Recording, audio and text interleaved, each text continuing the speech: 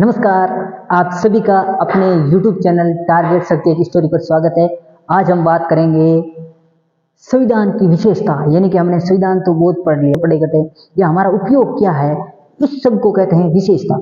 इस प्रकार भारतीय संविधान की क्या विशेषता है, क्या काम आता है, इससे जुड़ी हम बात करेंगे कि किस प्रकार से भारतीय संविधान की विशेषताएं हैं, भारतीय संविधान क्या है, इसके बारे में बात करेंगे।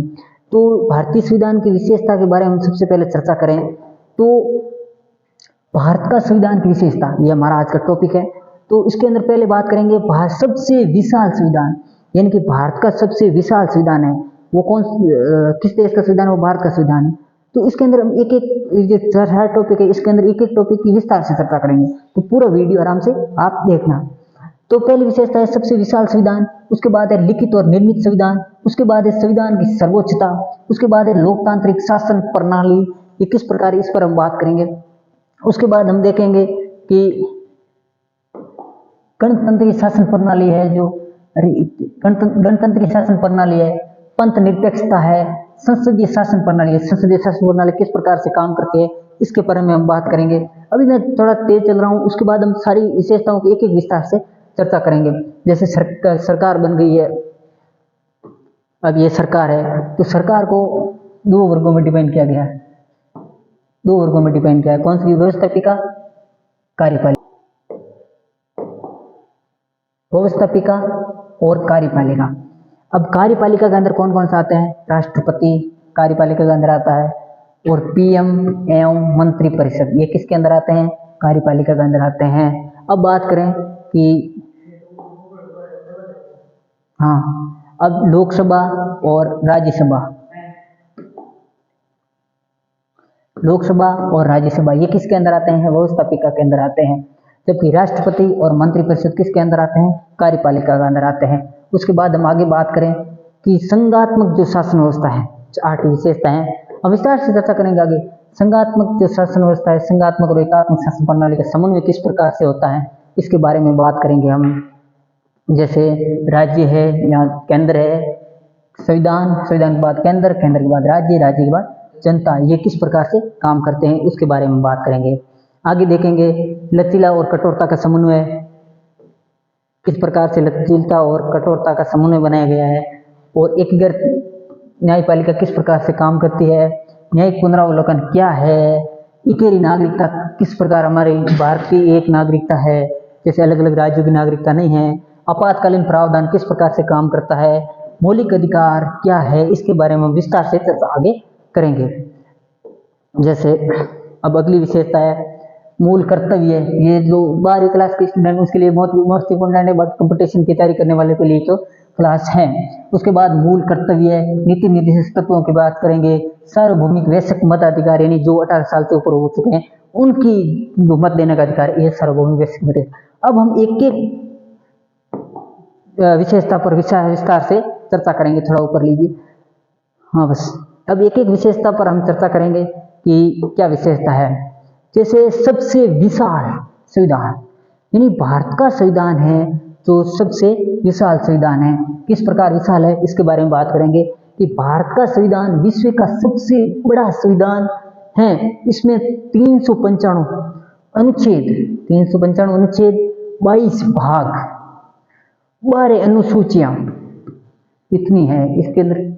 भारत के संविधान के अंदर बाकी किसी देश के संविधान के अंदर इतनी सारी भाग, अनुच्छेद और अनुसूचियां नहीं है। भारत के अंदर, भारतीय संविधान का मतलब याद रखना है, 395 अनुच्छेद है, 22 भाग है और 12 अनुसूचियां हैं। ये हमें मौखिक रूप से याद रखते, चाहे आप कंपटीशन की तैयारी कर रहे हो चाहे नहीं कर रहे हो, फिर भी आपको याद होना चाहिए कि भारतीय संविधान के अंदर 395 अनुच्छेद है, 22 भाग है और 12 अनुसूचियां हैं। ये हमको विशेष रूप से याद रखना है। उसके बाद बात करेंगे भारत का संविधान है वो लिखित और निर्मित संविधान है, यानी कि भारत का संविधान हम भारतीयों के द्वारा लिखित है और निर्मित है, हमने खुद ने लिखा है, ये बात भी याद रखना है। उसके बाद हम आगे बात करें लिखित और निर्मित किस प्रकार से, इस प्रकार इसमें हम बात करेंगे कि लिखित और निर्मित संविधान, लिखित और निर्मित संविधान, यानी कि भारत का संविधान लिखित और निर्मित संविधान है जिसमें एक संविधान सभा ने निश्चित समय अवधि, निश्चित समावधि का मतलब 2 वर्ष 11 माह 18 दिन के अंदर इस संविधान को निर्माण किया था। ये तैयार किया था 2 वर्ष 11 माह 18 दिन। इसके अंदर लिखित इसलिए है क्योंकि इसको लिखा गया है, निर्मित इसलिए है क्योंकि इसको एक टाइम पीरियड के अंदर निश्चित कार्यकाल इसको बनाया गया है, यानी लिखित किया गया है। उसके बाद अगली बात करें संविधान की सर्वोच्चता कि भारत के अंदर संविधान ही सर्वश्रेष्ठ है। संविधान से बढ़कर कोई भी नहीं है, यदि कोई भी धार्मिक या कोई भी ग्रंथ जो संविधान से बढ़कर है, वो ऐसा कुछ नहीं है जो संविधान से बढ़कर है। सर्वश्रेष्ठ है वो कौन सा है? सर्वश्रेष्ठता सर्वोच्चता भारत के अंदर किसको दी गई है, वो बात करें तो संविधान की सर्वोच्चता दी गई है। भारत में संविधान की सर्वोच्चता के सिद्धांत को अपनाया गया है। जैसा मैंने बताया कि भारत के अंदर संविधान की सर्वोच्चता को अपनाया गया है। अगली बात करें, अगला 4 नंबर भारत की संविधान की बात करें, विशेषता की बात करें। कुल 18 विशेषताएं, आप ध्यान से रखना, इन विशेषताओं को रट लेना, तो रट लेना। एग्जाम के अंदर कहीं न कहीं 18 विशेषता में से एक न एक विशेषता से एक न एक सवाल आपके आ ही जाएगा। अगली बात करें गणतंत्रीय शासन प्रणाली कि गणतंत्रीय किस प्रकार से है भारत के अंदर गणतंत्रीय शासन प्रणाली, इसके बारे में बात करें। गणतंत्र से तात्पर्य है कि देश का सबसे बड़ा पद जनता द्वारा प्रत्यक्ष अथवा अप्रत्यक्ष रूप से एक निश्चित अवधि के लिए चुना जाए, यानी कि जो भारत के अंदर राष्ट्रपति का पद है वो किसके द्वारा चुना जाता है? जनता के अप्रत्यक्ष द्वारा, यानी कि लोकसभा के सांसद, विधायकों और केंद्र शासित प्रदेशों के सांसदों द्वारा जिसका चुना जाता है वो कौन सा पद है? राष्ट्रपति। और उसके बाद अगली विशेषता हमने देखी एक निश्चित अवधि, यानी निश्चित अवधि कितने वर्ष? 5 वर्ष। राष्ट्रपति का कार्यकाल कितना होता है? 5 वर्ष। ये विशेषता किसकी है? गणतंत्रीय शासन प्रणाली की। गणतंत्रीय शासन प्रणाली मतलब भारत के अंदर संविधान के अंदर गणतंत्रीय शासन प्रणाली को अपनाया गया है, जिसका के साथ निर्वाचन कौन करता है? अप्रत्यक्ष रूप से, यानी प्रत्यक्ष रूप से जनता इसका निर्वाचन नहीं करके जनता के प्रतिनिधि जिसका निर्वाचन करे वो क्या कहलाता है? अप्रत्यक्ष कहलाता है। Okay, well done. अब अगली बात करेंगे पंथ निरपेक्षता, यानी कि पंथ निरपेक्षता क्या है इसके बारे में बात करेंगे।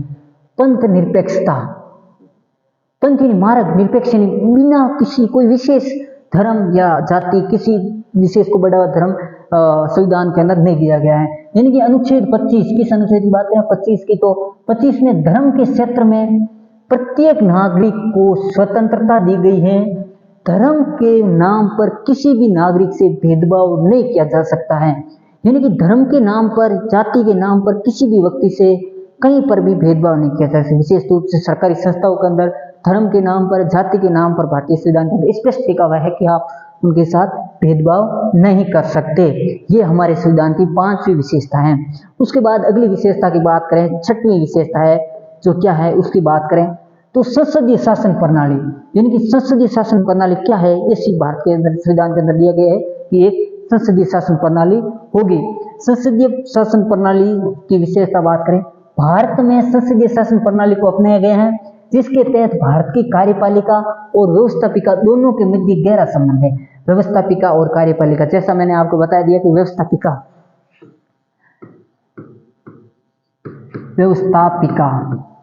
व्यवस्था जो बनाता है वो व्यवस्थापिका और कार्यपालिका,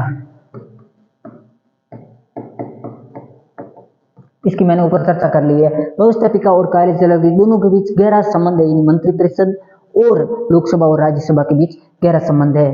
कार्यपालिका संसद का ही एक अभिन्न अंग है। क्या है? कार्यपालिका संसद का अभिन्न अंग है मंत्रिपरिषद, अर्थात मंत्रिपरिषद के सदस्य अनिवार्यतः संसद के सदस्य होते हैं, यानी कि जो भी मंत्री होगा वो अनिवार्य रूप से किसका सदस्य होगा? संसद का सदस्य होगा। अगली बात करें हम, अगली जो 7वीं विशेषता है उसकी बात करें तो 7वीं विशेषता की बात करें, 7वीं विशेषता ये ना 7वीं विशेषता की बात करें तो संसदात्मक और एकात्मक शासन का समन्वय है, जो भारतीय संसद के अंदर बताया गया, भारतीय संविधान के अंदर बताया गया। भारत में मोटे तौर पर संघीय शासन प्रणाली है। कैसे शासन प्रणाली है? संघीय शासन प्रणाली को अपनाया गया है, लेकिन इसे विशुद्ध संघीय शासन प्रणाली नहीं कहा जा सकता, एकदम संघीय शासन प्रणाली नहीं है, क्योंकि इसकी आगे हम बात करेंगे आपातकाल के अंदर ये संघात्मक से कैसे एकात्मक के रूप में कन्वर्ट हो जाती है, इसके देखेंगे। देश की एकता और अखंडता को बनाए रखने के लिए, देश की एकता और अखंडता को बनाए रखने के लिए, देश की एकता और अखंडता यानी कि देश टूटे ना, देश को एक जुट में मजबूत रूप से रखने के लिए, देश में एक अंदर एकता और अखंडता को बनाए रखने के लिए संघीय शासन प्रणाली के साथ साथ अनेक एकात्मक तत्वों का मिश्रण किया गया। हम एकात्मक तत्वों के मिश्रण की बात है, जैसे एकात्मक शासन, एकल नागरिकता, जो मोटा रूप है वो एकल नागरिकता के हम देख सकते हैं। यानी कि एकल नागरिकता है,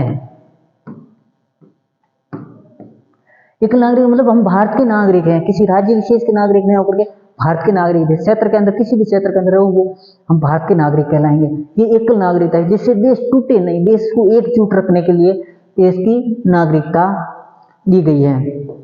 अगली विशेषता की बात करें कि लचीलापन और कठोरता का समन्वय, यानी कि भारतीय संविधान के अंदर संविधान की विशेषता है वो है 8वीं विशेषता है वो लचीला और कठोर, यानी कुछ संविधान के अंदर जो प्रावधान है वो कठोर है और कुछ संविधान के संशोधन के अंदर करना सरल है। जैसे बात करें हम भारतीय संविधान में संशोधन करने की 3 प्रक्रियाओं को अपनाया गया है, लचीला और कठोरता दोनों का मिश्रण। यानी कि भारत के अंदर संविधान के अंदर 3 प्रकार की, जो संविधान के अंदर कोई भी संशोधन करे तो उसे 3 मुख्य रूप से बांट सकते हैं। जैसे एक तो है आराम से कर लो, लचीलापन, जैसे कोई भी संसद मंत्रिपरिषद कर सकती है।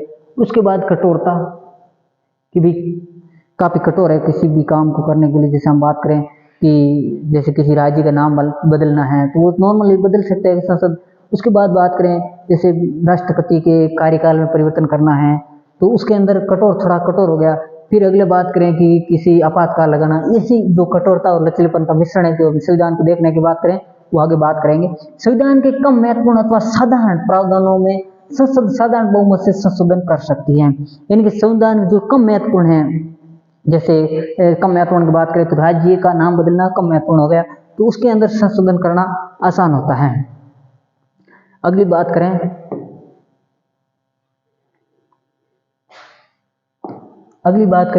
कि संविधान के महत्वपूर्ण या अधिकांश, आज तो हम विस्तार से नॉर्मली पढ़ रहे हैं, आगे हम विस्तार से चर्चा भी करेंगे। आगे बात करें तो संविधान के महत्वपूर्ण अथवा अधिकांश भाग में संसद विशेष बहुमत से संशोधन कर सकती है तथा संविधान के अति महत्वपूर्ण प्रावधानों में संशोधन करने के लिए संसद के विशेष बहुमत के साथ साथ कम से कम आधे राज्यों, कितने राज्यों, कम से कम आधे राज्यों का समर्थन आवश्यक है।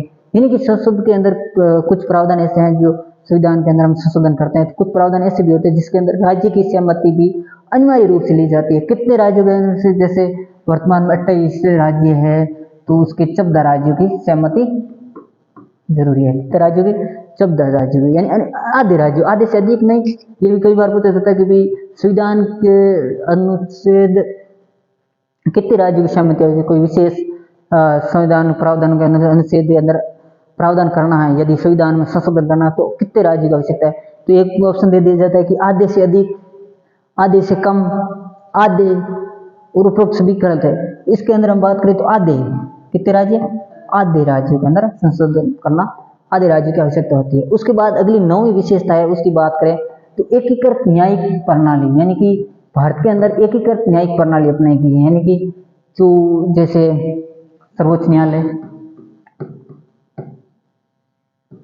उच्च न्यायालय,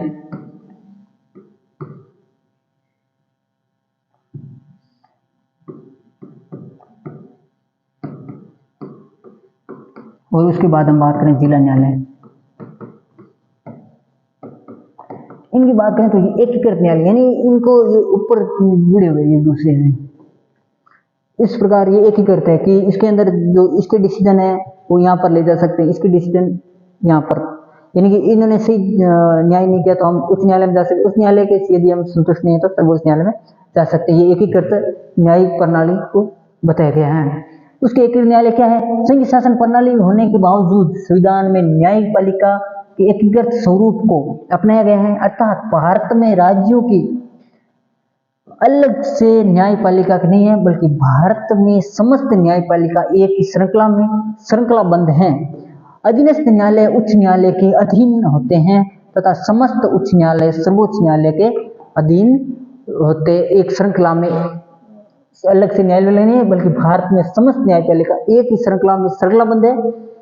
अधीनस्थ न्यायालय उच्च न्यायालय के अधीन होते हैं तथा समस्त उच्च न्यायालय सर्वोच्च न्यायालय के अधीन होते हैं। सर्वोच्च सभी जो न्यायालय के अंदर होते हैं सर्वोच्च जिला न्यायालय, उच्च न्यायालय, वो किसके अंडर काम होते हैं? सर्वोच्च न्यायालय के अंदर। उनकी बातों को मानते हैं, यानी उनकी सहमति के बिना नहीं करते हैं, उनके प्रावधान को अनिवार्य रूप से फॉलो करते हैं। आगे बात करें स्वतंत्र न्यायपालिका, यानी कि किस प्रकार से भारत के संविधान की विशेषता है स्वतंत्र न्यायपालिका, किस प्रकार से स्वतंत्र दी गई इसके बारे में बात करें। संविधान द्वारा अनेक प्रावधानों के माध्यम से न्यायपालिका की स्वतंत्रता को सुनिश्चित किया गया है, ताकि यह स्वतंत्र न्यायपालिका संविधान की सर्वोच्चता को बरकरार रखे, यानी कि संविधान की सर्वोच्चता को बरकरार रखने के लिए एक स्वतंत्र न्यायपालिका होनी चाहिए, ताकि कोई भी सरकार आए उससे प्रभावित न करे, इसलिए स्वतंत्र न्यायपालिका अपने गई हैं। उसके बाद अगला टॉपिक है अगला पॉइंट है न्यायिक पुनरावलोकन।